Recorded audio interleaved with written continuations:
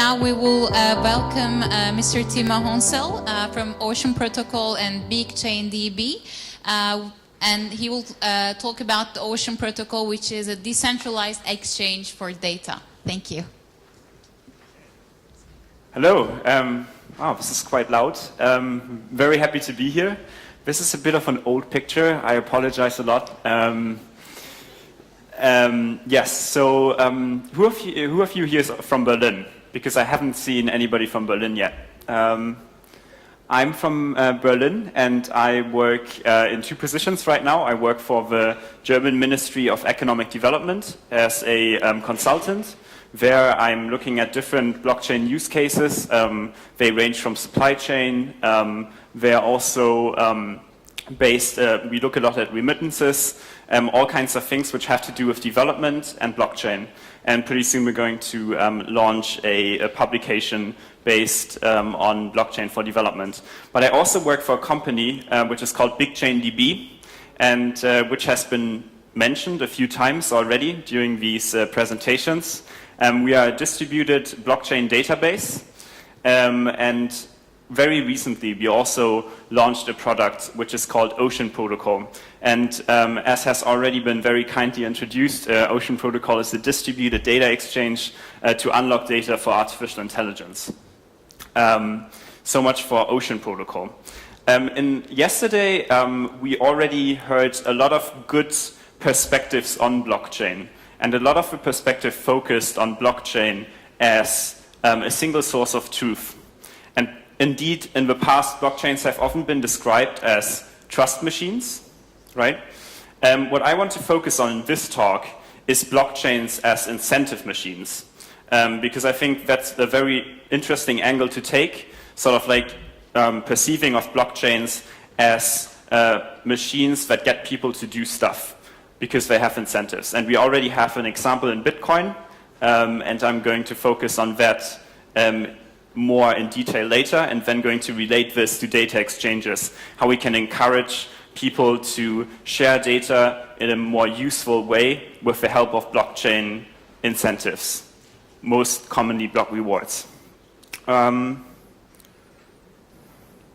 Yes, so let's first focus a little bit about data business and what has happened in the last few years, probably even decades, in the usefulness of data.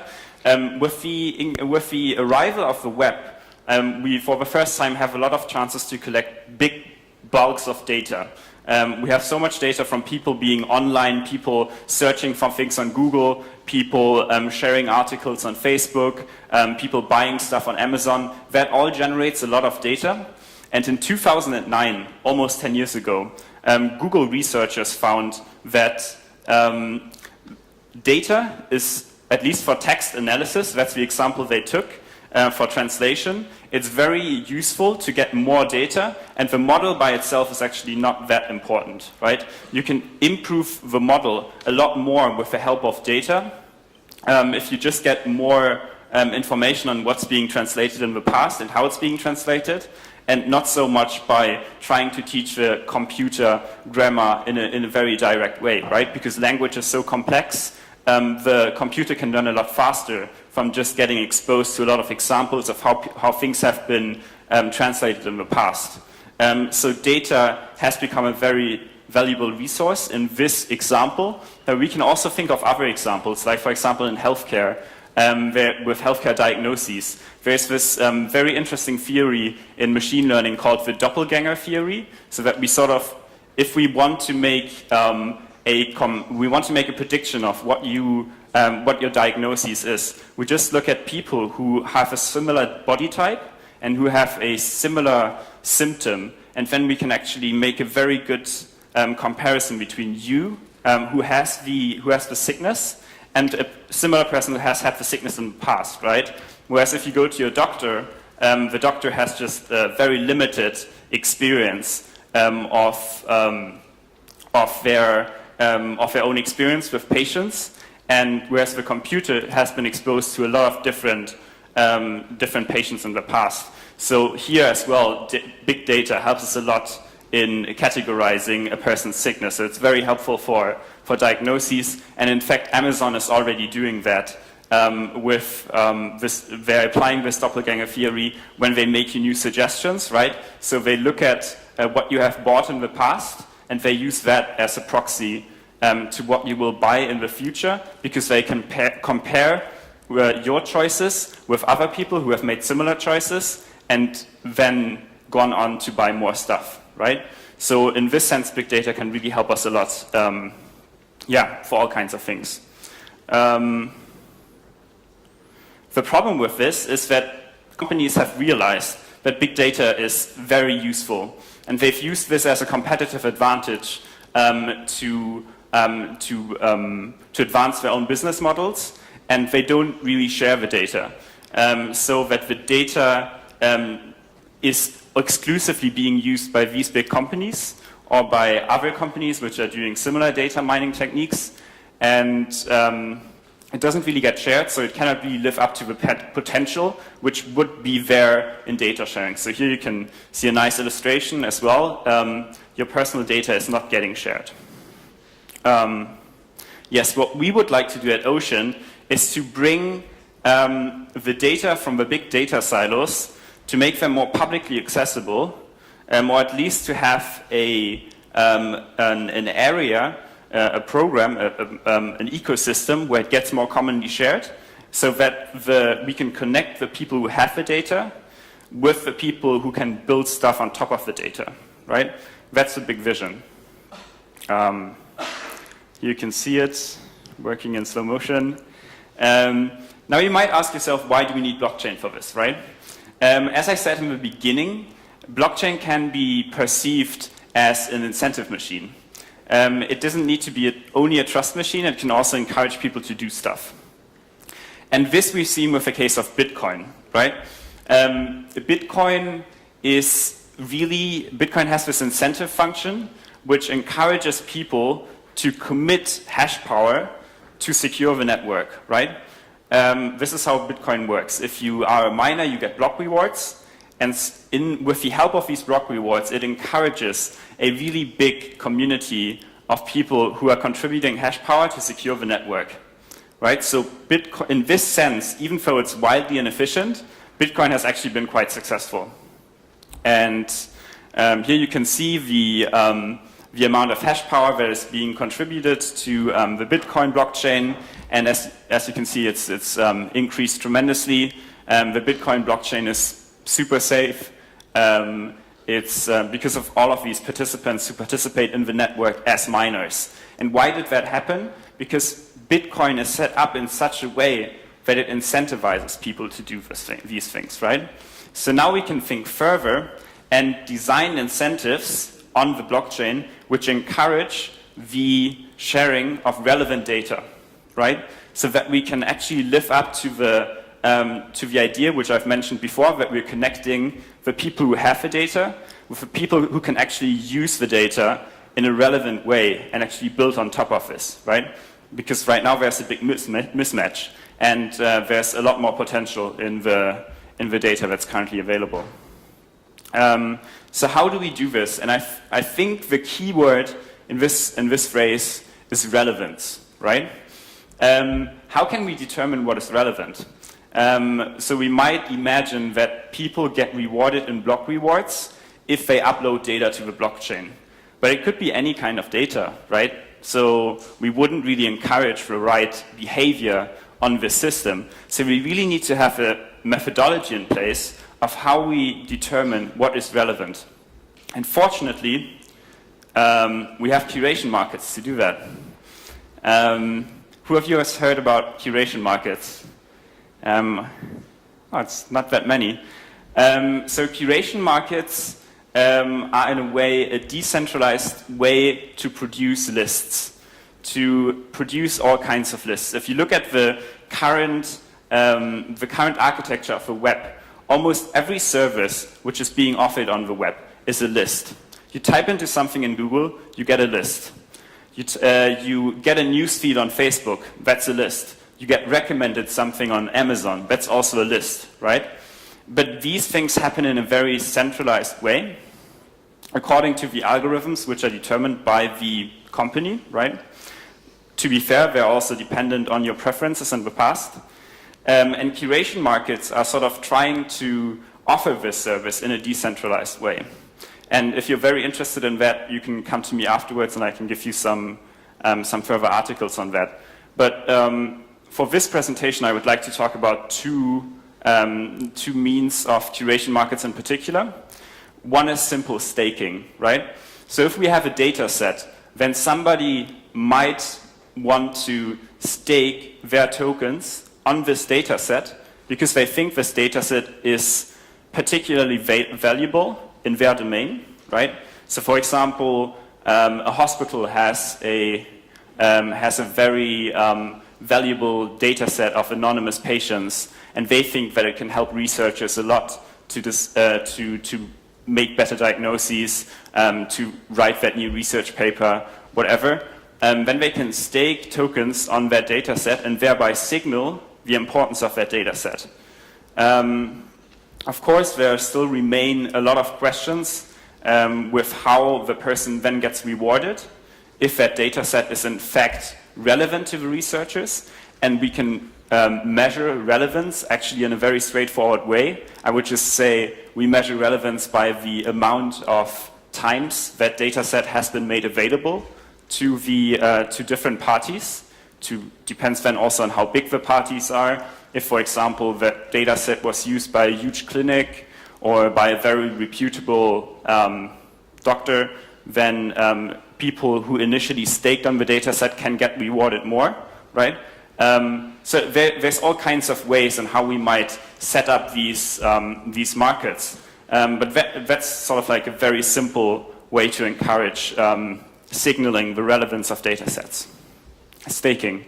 Yeah, that's just like an illustration. Alice sees it's a nice data set, then stakes some tokens on that data set. The token value probably rises because it becomes more interesting for people to look into it. Other people join, and it's sort of like a deliberate pump and dump, right?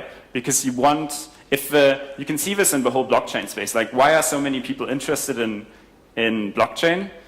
Because of these high prices, right? It sort of like gets you the attention, and the same thing can happen to a data set to signal importance, to signal relevance on the market. The other, as we call it, crypto-economic primitive I want to talk about is a token-curated registry. And as I said before, a lot of the businesses which are currently operating on the internet are basically provide you with a list, right? So why not create a token for a list?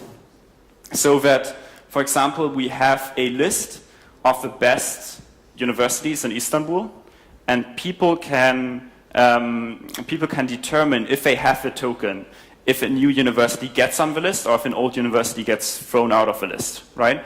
So a new university applies to be on the list, and then the people who have the token can then determine if they want that university to be on the list, right, of top universities in Istanbul. And then they have an incentive to actually only invite the people from the on the list, which are actually reputable universities, right? Because otherwise that list would get worthless. So it sort of like creates this virtuous cycle of people paying more attention to that list. Thereby they also want to be able to control who gets on the list. They buy into the token because the token gives them the ability to decide who gets on the list and who doesn't, right? And then with the rise in the token value, the quality of the list, the quality of the list, the higher the quality, the higher the token value, right? So that all the people who actually hold token in the list have an incentive to only accept people or to accept universities that are in fact reputable. That's a token curated registry. Obviously, it can also be challenged by people. And then we want to use these curation markets to curate the data which we currently have on BigChainDB, we already have a system in place. We already have the code online on GitHub. I'm going to share it with you quite like in a few minutes. So we already have an infrastructure in place to be putting data on the system. And the next step is going to be to use these curation markets to signal to people within different markets, within different tribes, as we call them, the relevance of different data sets, right? We obviously realize that people are very disinclined to be sharing their data in such an ecosystem, right? Because their data is their competitive advantage, as we said before. So we think that a lot of value is going to come from these decentralized exchanges of data once we have privacy-preserving compute. So you can upload a data set to the blockchain. The algorithm for the machine learning gets trained by that data without the data ever getting disclosed. And actually, some of my friends are generally at UC Berkeley. They are working on this. They're called Oasis Labs. It's, I think, curation markets together with decentralized exchanges, together with privacy, are going to enable lots of these applications or lots of the behavior for data exchange, which we haven't seen before so far. Obviously, Ocean operates in a very tightly knit ecosystem. I think that's also why I asked at the beginning, is anybody here from Berlin? Because Berlin's actually a very thriving blockchain ecosystem. We work together with a lot of companies. Conclusion, AI data is siloed. The services around it are siloed. Let's bring them together with a well-incentivized blockchain and hopefully democratize access to data so that more value can be generated out of big data. Because we need to get all of these data in one place, because otherwise the value can't really be generated. As the name suggests, it's big data. It's not data everybody for themselves, right? Here's the link to the GitHub. We just very recently released our testnet.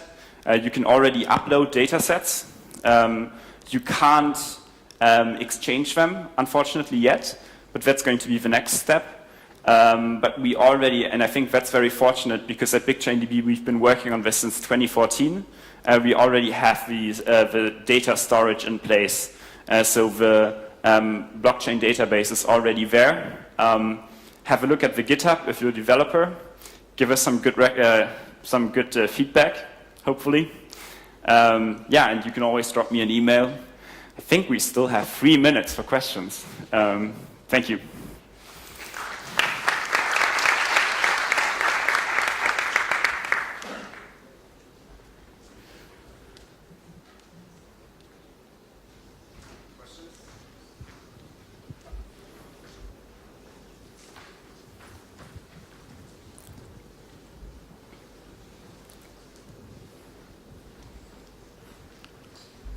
Hey, so this is Tariq Moon from Covalent.ai. So I wonder, without the trusted execution environment that Oasis will potentially be providing to you guys, do you think you're just only the incentive mechanism that you're providing is enough to let people share the data, right? Because the data is always pretty sensitive, and if somebody can get the data and they can just necessarily copy it, right? And for example, what is stopping me from, say, imagine you make a marketplace, and what's stopping me from just staking whatever amount for all the data sets and making a marketplace B? Yes, that's a very good question. At the beginning, we are focusing on commons data. We assume that people have less afraid to be sharing commons data because there's nothing at stake, right? And then we're generally going to progress to proprietary data. And I think the main element of that really working smoothly is going to depend on, as I said before, privacy-preserving compute, where we're working together with many companies in the space. We also have some cryptographers ourselves. I don't think that these cryptoeconomic primitives are going to be sufficient for a lot of these applications to be working, but I think in many instances they might incentivize people to, or they will incentivize people to share data when the data is not too sensitive. But obviously in cases of healthcare, for example, the data is very sensitive, and yes, that's why privacy-preserving compute is very important to us. Yeah. 19 seconds. Maybe someone next to the previous question has a question. You can always come to me afterwards for questions as well. I mean, the nature of the thing is that I didn't go too much in depth, maybe. So I just tried to give a brief overview of what the what the forces are that we are working with or against. Yeah. So thank you for your attention.